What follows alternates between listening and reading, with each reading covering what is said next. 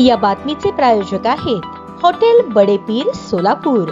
Chicken biryani फक्त 60 रुपयात। मराठा समाजाला सरसकट ओबीसी प्रवर्गातून आरक्षण द्यावे यासाठी आझाद मैदान मुंबई येथे 29 ऑगस्ट 2025 पासून मनोज जरांगे पाटील आमरण उपोषण करत आहेत। मात्र सरकारकडून या उपोषणाकडे पूर्णतः दुर्लक्ष करण्यात येत असून आंदोलन मोडीत काढण्याचा प्रयत्न होत असल्याचा गंभीर आरोप संभाजी ब्रिगेड आणि मराठा सेवा संघ यांनी केला आहे। या संदर्भात संभाजी ब्रिगेडच्या शिष्टमंडळाने राज्याचे उच्च तंत्र शिक्षण मंत्री चंद्रकांत पाटील, जिल्ह्याचे पालकमंत्री जयकुमार गोरे यांना निवेदन दिले। यावेळी आमदार देवेंद्र कोठे यांचीही उपस्थिती होती। संघटनेच्या वतीने निवेदनात नमूद करण्यात आले आहे की उपोषण स्थळी कोणत्याही प्रकारची पायाभूत सुविधा उपलब्ध करून देण्यात आलेली नाही। परिसरातील हॉटेल बंद, शौचालय बंद, पिण्याच्या पाण्याची सोय नाही, लाईट्स बंद। यावरून स्पष्ट होते की सरकार या आंदोलनाला मोडीत काढण्याचा प्रयत्न करत आहे। मात्र मराठा बांधव खचून न जाता आंदोलन चालू ठेवत आहेत। समाजामध्ये वाढत असलेला असंतोष लक्षात घेऊन सरकारने त्वरित निर्णय घ्यावा। यावेळी संघटनेचे विभागीय अध्यक्ष सोमनाथ राऊत, शहराध्यक्ष प्रकाश ननावरे, मराठा सेवा संघाचे जिल्हा उपाध्यक्ष सदाशिव पवार, परशुराम पवार, सचिन चव्हाण, श्रीनिवास सावंत आदी कार्यकर्ते उपस्थित होते।